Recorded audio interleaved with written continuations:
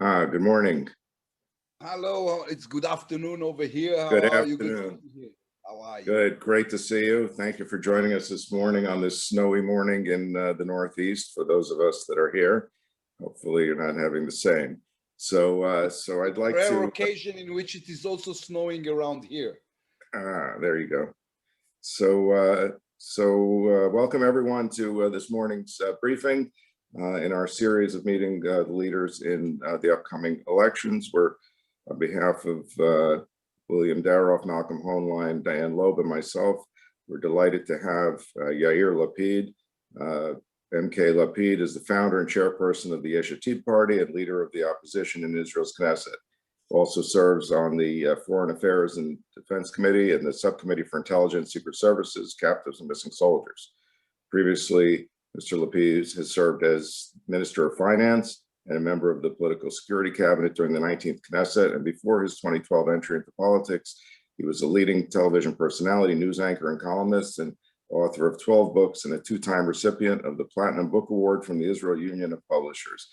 Good morning, Yair, and welcome to our call, and the floor is yours.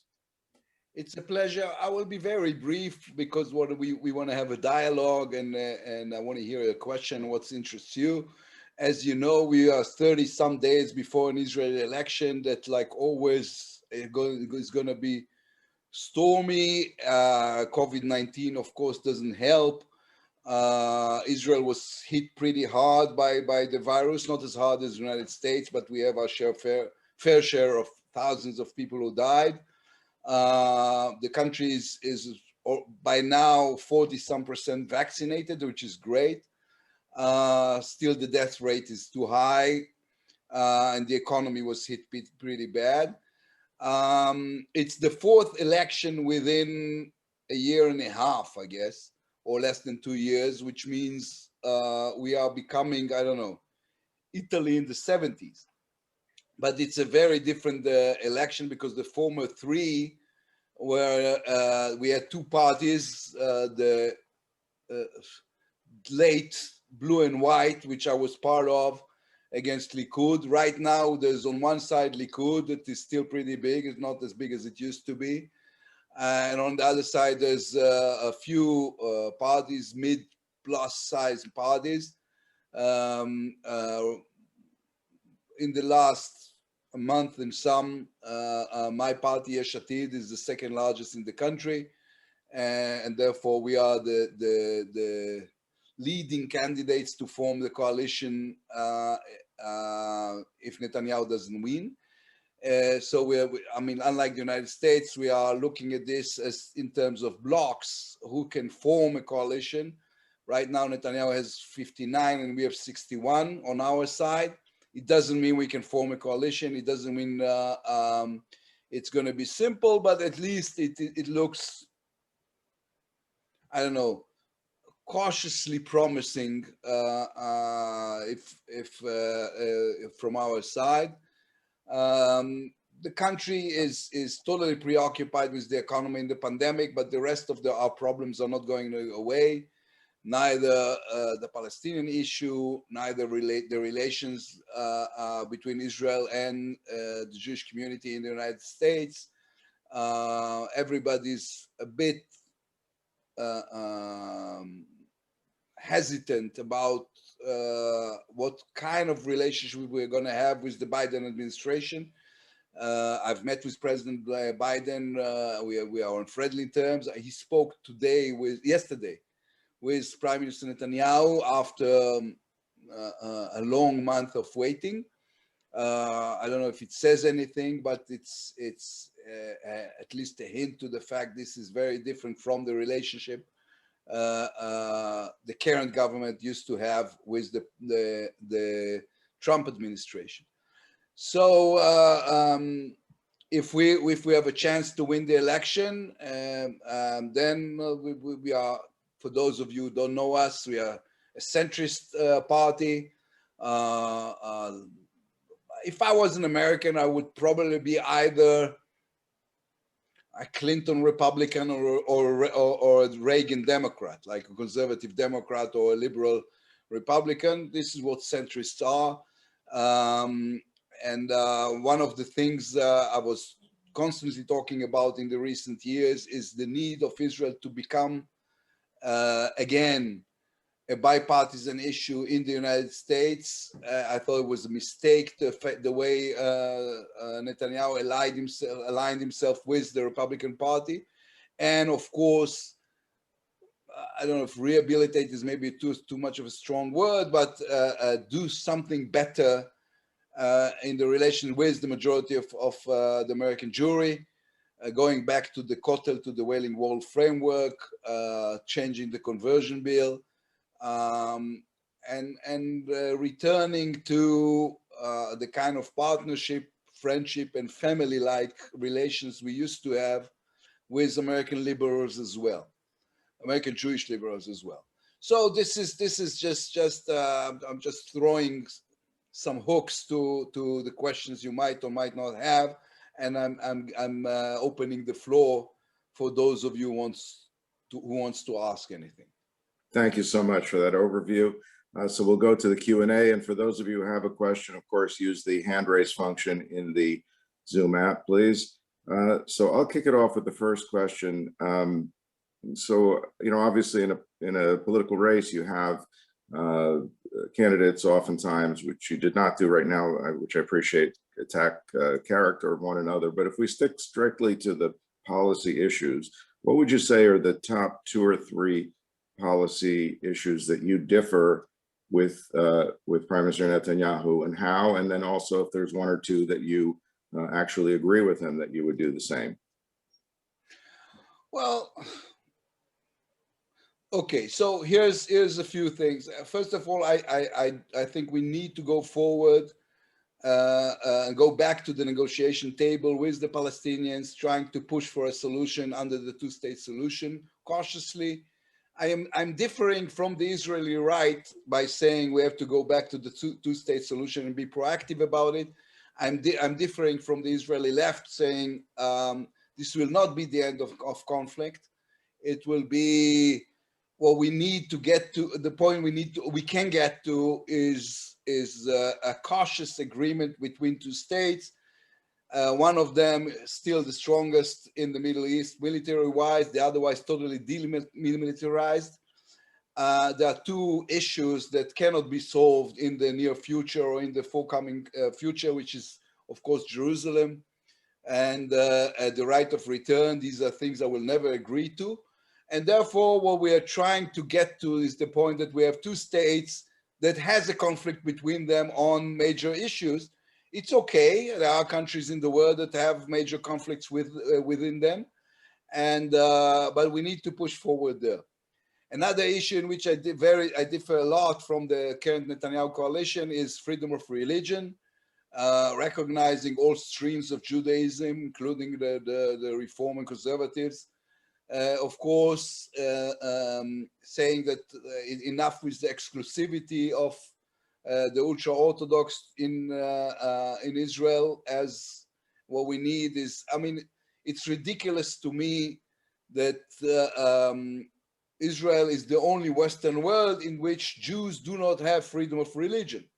So we need to go back, or no, we need to push forward for freedom of religion for Jews in Israel, meaning all streams of Judaism will be recognized. On the economy, I think, I mean, ideologically, I'm not that different from Prime Minister Netanyahu. I'm a free market person, but the economy of the world has changed so much. All those definitions has become pretty hollow. All economies are going to be hybrid, sort of to speak, meaning they're going to have, I mean, the nation state is getting stronger on one hand, and yet the free market is the only solution for if you want to have markets. And everybody's changing now slowly the way they look at the relation between globalization and protectionism. How to protect your own market in a global world on one hand, and stay open to the world on the other.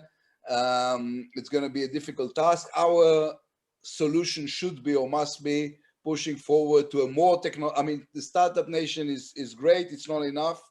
We need to move forward to a more technological, a more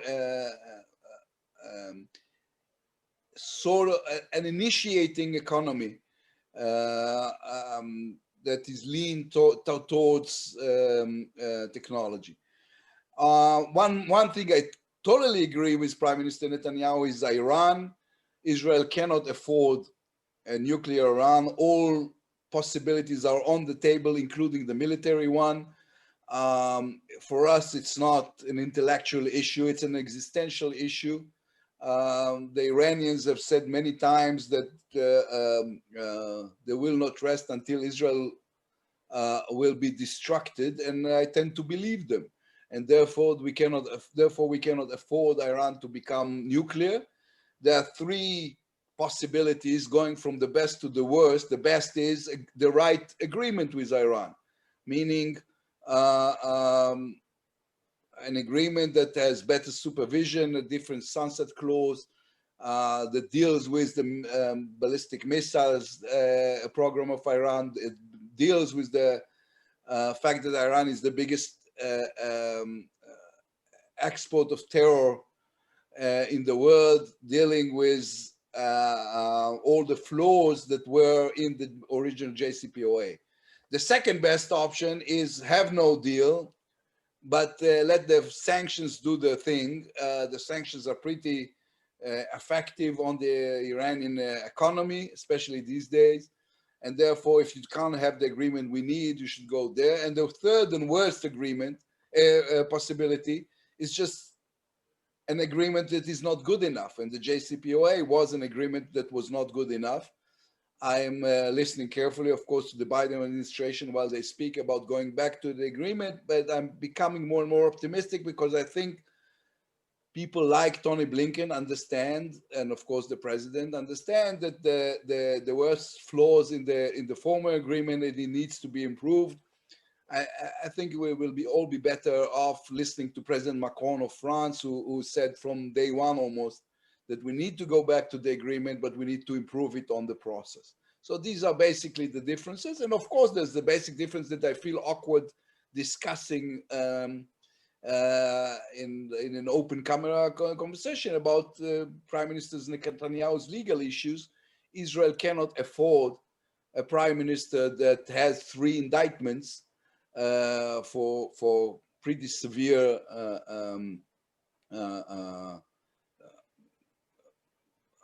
criminal acts, and that everything he does is influenced by those indictments, including the fact that his coalition partners are endlessly blackmailing him.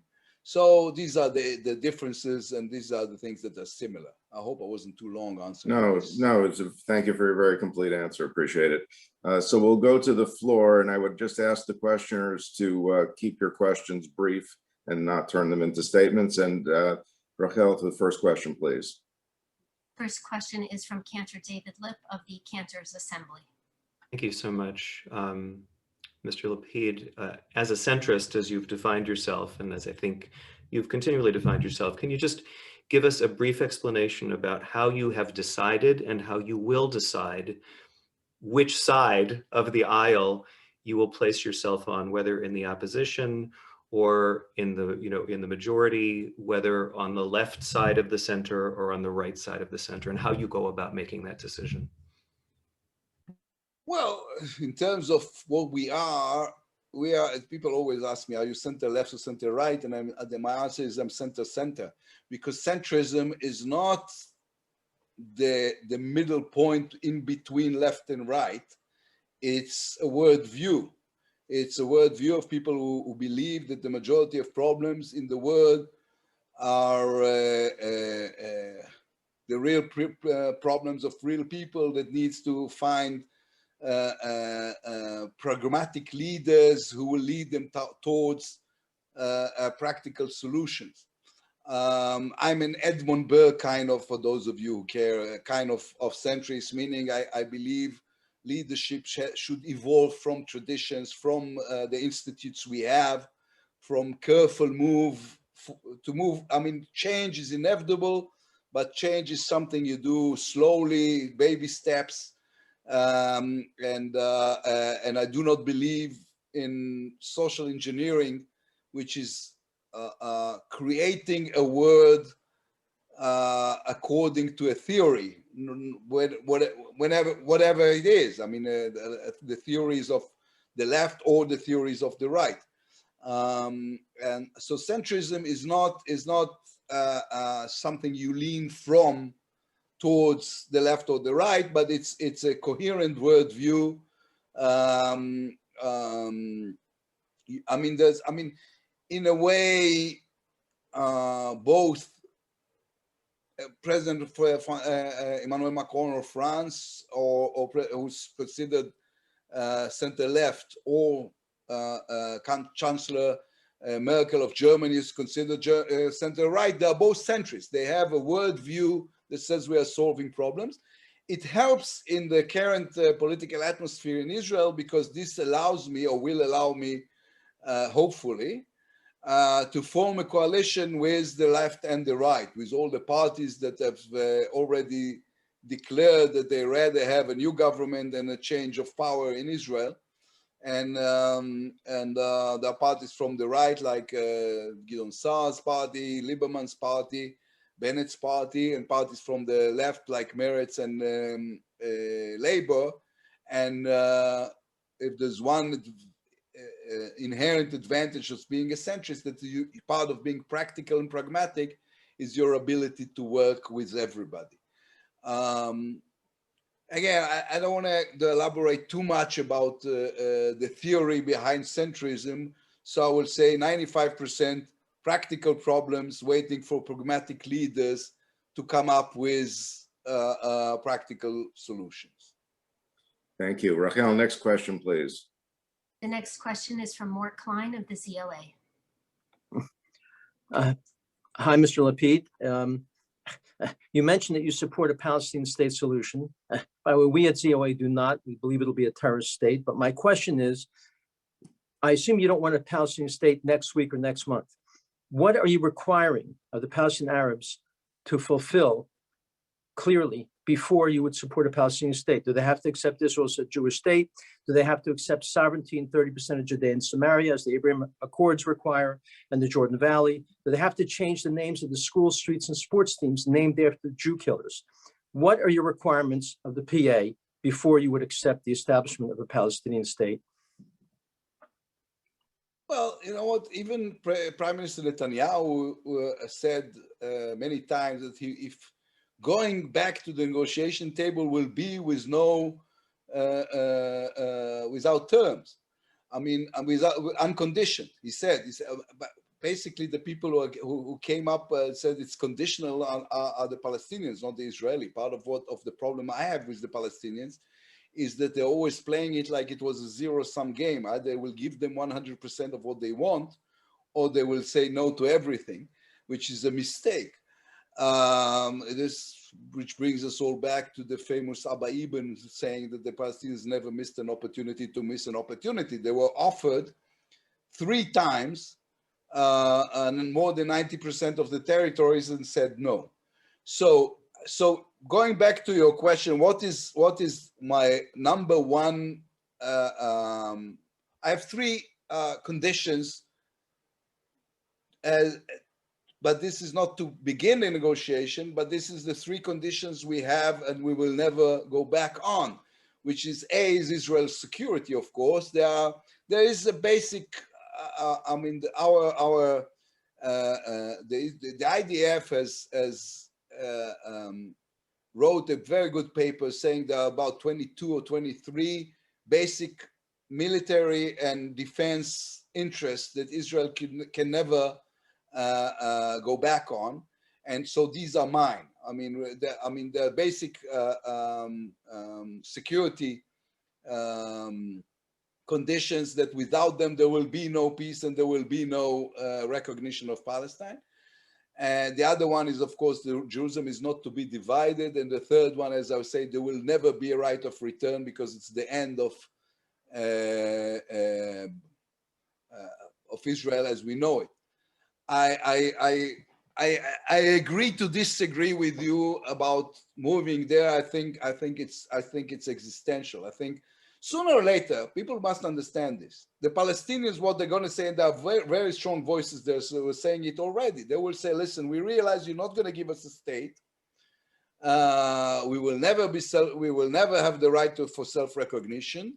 So what we want is to vote. We are citizen. One people, one vote. It's a principle the entire world understands that someone cannot live without, and therefore what we want is we are saying, okay, we have decided you can run the Palestinian Authority for us. All we want is to vote for the Israeli Knesset. If we'll say no, we're not a democracy anymore. If we'll say yes, we're not a Jewish state anymore. I want to live in a Jewish democracy. And I want to make sure Israel stays Jewish and democratic, and therefore I think we must move forward. And there's no preconditions to negotiation. There are only conditions inside the negotiation that I'm not elaborating too much, because one of the mistakes the Israeli left has always made negotiating with the Palestinians is saying out loud to begin with, what is it that it is willing to give or not to give. And therefore, what they wanted to, this is not the way to negotiate in the Middle East. I mean, the way to negotiate in the Middle East is say no on everything in the beginning and then move from there. And this is the way I want to negotiate. I want to tell them no on everything and then move from there. It's the right way to negotiate in the Middle East. You asked me what I want in the end, as I was saying. I want a very strong Israel on one side, and I want a very weak Palestine on the other. And I want to get rid of 2.9 million Palestinians on the West Bank and 2 million Palestinians on Gaza, because if I won't do something now about it, my children are going to have 5 million Palestinians on the West Bank and 5 million Palestinians in Gaza. And this will be, and responsible governments, not to mention responsible parents, will not allow this to happen. Thank you. Rachel, next question, please. The next question is from Rabbi Bennett Miller of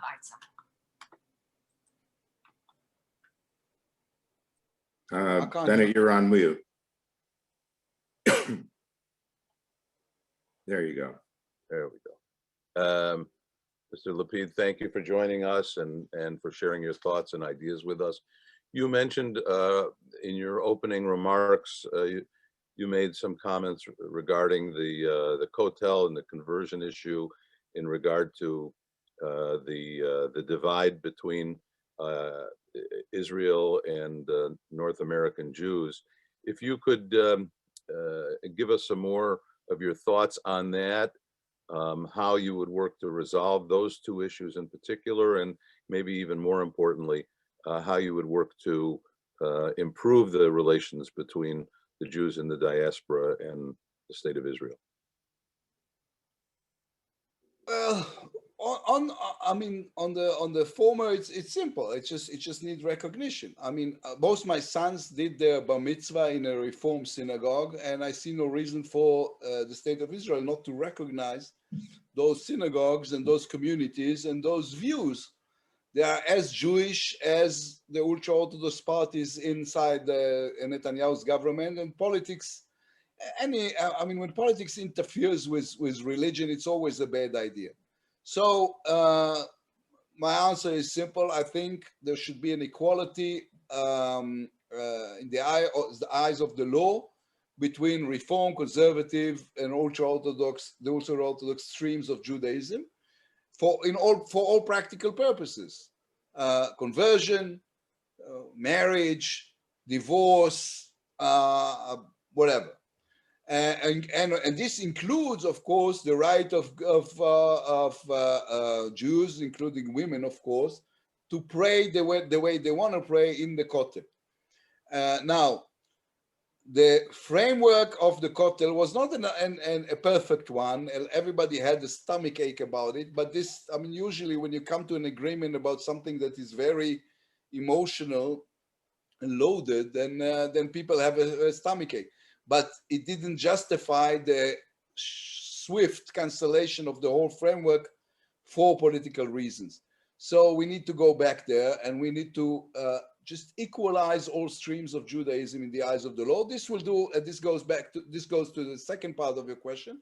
This, of course, will improve Israel's relations with the majority of the Jewish diaspora, especially in the United States, because the majority of the Jews in the United States are reform or conservative. So this is one thing. The other thing is political. Israel must improve for many reasons its relations with the Democrats, and this has to do with its relations with the American diaspora, because 70-some% or almost 80% of the Jews in the United States are Democrats. They are one of the more liberal congregations in the United States, or communities, or cultures, or civilization, wherever or religions. You define Judaism the way you want to. And more than anything, we need to work on this. We need to work on this. We need to clean our act here on this side. When I don't want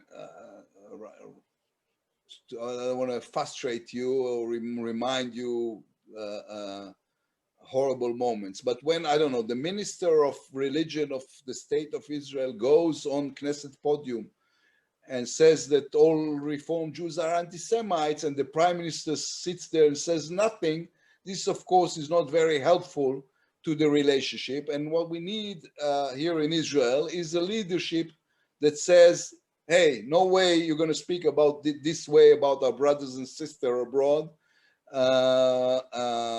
This is not the way to act within a family, and we are a family. So just simple courtesy and politeness won't harm. And on top of this, making sure we have all streams of Judaism recognized in the eye of the law. I think it's a good combination to start with. Thank you, Rachel. Next question, please. The next question is from Diane Loeb, Chair-elect of the Conference of Presidents. Thank you very much for joining us today. Israel's obviously doing fabulously well on vaccinating people against COVID. What do you think needs to be done to improve the economy, particularly in the post-COVID world, some of the hardest hit sectors and populations? Well, there are going to be two types of countries in the coming year and a half. I mean, there will be the ones who will try to go back to the last point we were at before the pandemic. Those countries will fail. And there will be the ones who will understand that everything has changed. I don't know. A huge percentage, for example, of the working force will work from home in the future as well. Trade is going to be different. As I was saying before, relation between globalization and protectionism between the nation states and global trade are going to be different. I think everybody understands that we are going into some sort of an interesting, I don't know if interesting is the word. We are going to some sort of a clash between the United States and China on trade, and the entire globe is going to be the collateral damage of this clash. So moving forward, the first question every country will have to ask itself is, how technological are you going to be? I mean, technology is the solution. Right now, I don't know if I said it or no, right now about 9% of Israel's working force is in the high tech. We need to go back, we need to move to 15% within the next 3 years. We must do this by pushing into this line of work, communities, entire communities that are not part of the Israel's working force, like the ultra-Orthodox, like the ultra-Orthodox men and the Arabic women. These are two parts of our society that needs to be pushed towards the technology. We need to make sure we are quick on our feet in terms of world trade. There are going to be opportunities. We need to be open to it. I don't think, I mean, the instinct I was, when I was Minister of Finance, we had this much smaller crisis, but we had, and we went into some sort of an austerity, and we solved the problem within, I don't know, 16 months. This is a very different situation. I don't think austerity is the right move. I think we're going to go into some sort of Keynesian economy in which governments are going to increase their debt in order to push growth within the economy. Growth is going to be the big game. Israel has entered this in a pretty good situation. I mean, we are probably, if we'll put a lot of money into the game, we will finish 2021-22 around 80% of national debt, which is better than, I don't know, in the European, in the EU, it's 101. So we're moving into it in a good, pretty good situation, but we have other issues. Unemployment now is more than 14%. 90,000 businesses closed, so there are a lot of issues to be handled. But basically what we're going to do is we're going to push a lot of money into the markets. We're going to ensure growth, and it's going to be technology. This is the global game, and this is the way it's going to be played. I mean, Rachel, next question, please. The next question is from Michael Melnick.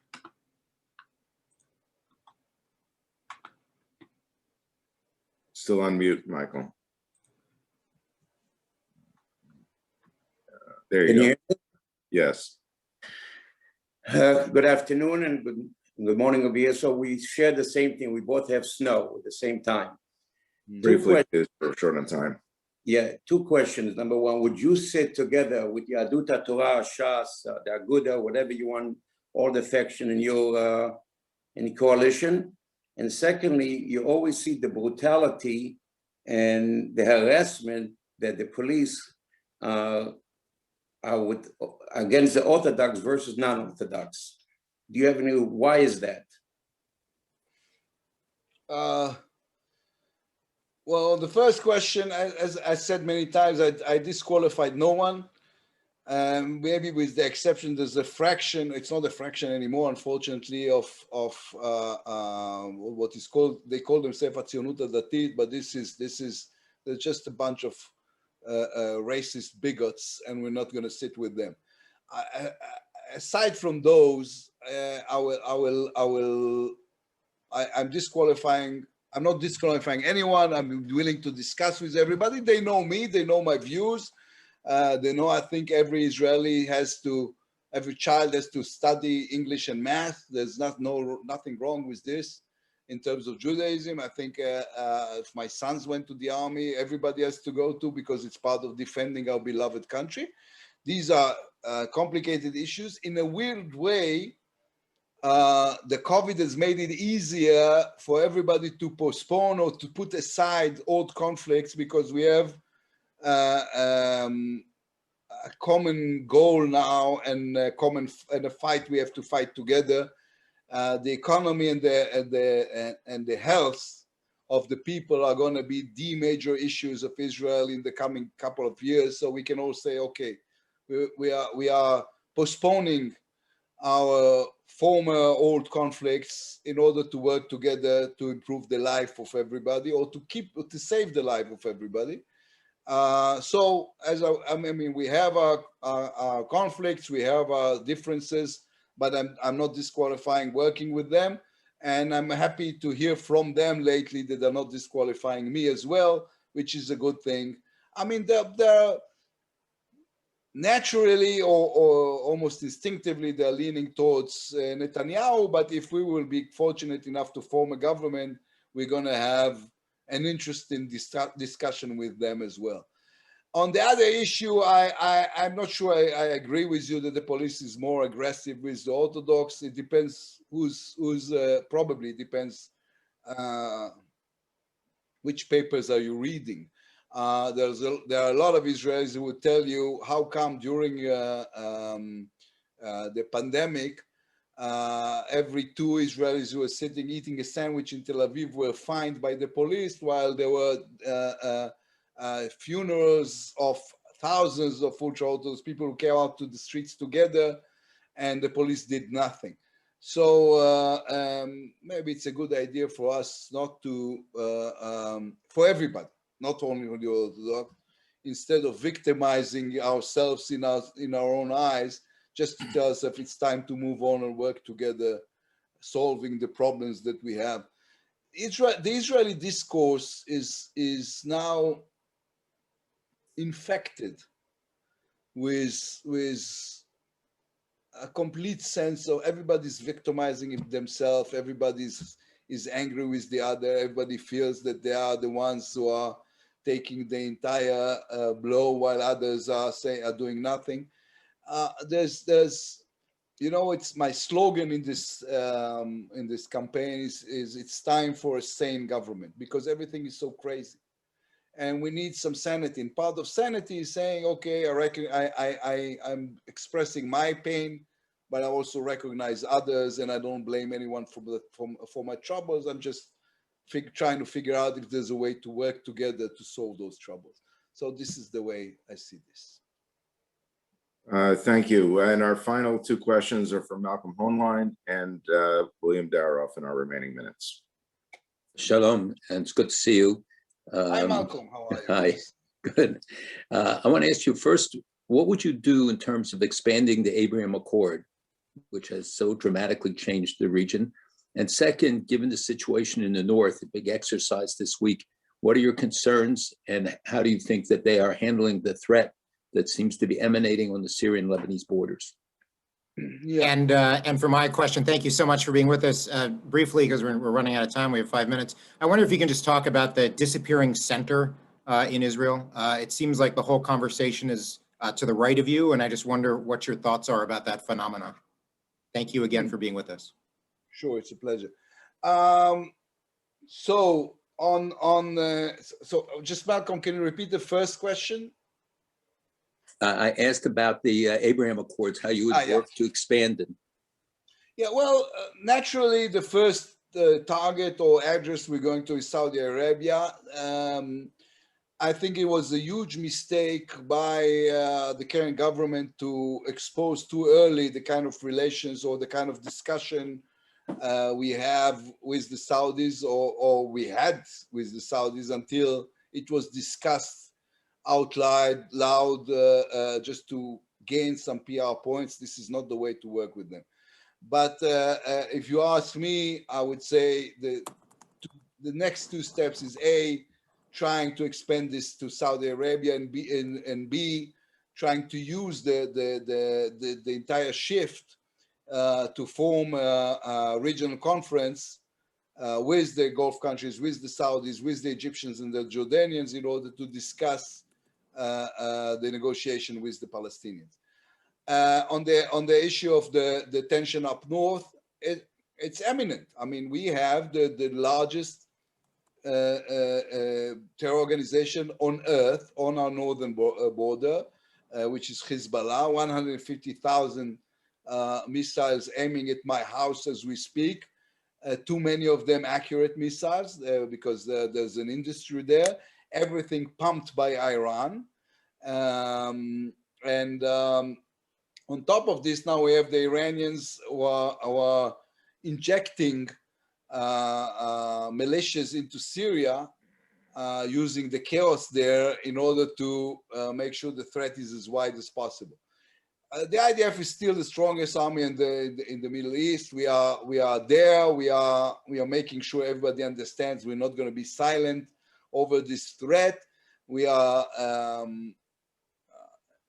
doing what is known here as the WBW, the war between wars, which is a long series of micro-targeted proactive activities in order to make sure people in the other side of the border, they understand we're not going to be sitting ducks to nobody. So this is on Malcolm's questions. And the last question, I don't think centrism is shrinking. I mean, we ran 3 campaigns in the unified blue and white, and we were the largest party in 2 of them in the last year. Even now, I mean, you see more parties who will declare to themselves center something than anything else. Labour will call itself center left. Gideon Saar will call himself center right. I will call myself center for reasons I explained to one of the other people who asked about this. But I think, and you know what, in a way, this is what the election is about all over the world. It is not anymore about left versus right. It's centrists versus extremists who look from the left and right, who look very similar to each other. I mean, it's like a horseshoe. I mean, in political ideologies, the points are always very close to each other. Think of it as a horseshoe. The center left, the extreme left and the extreme right are the closest point in politics. They look alike and they think alike and they express themselves alike. And we are in the middle, trying to our best to change the discourse and just be smart and sane in how we run our country. And we will know on March 24th whether we succeeded or not. So Yeah, thank you so much. Right on time, and really appreciate your comments today, and appreciate your service to the state of Israel and your love for the state of Israel, as was shown again today. And I cannot express enough how much I appreciate your devotion and friendship and the fact that you care so much. This is heartwarming in a cold day. Well said.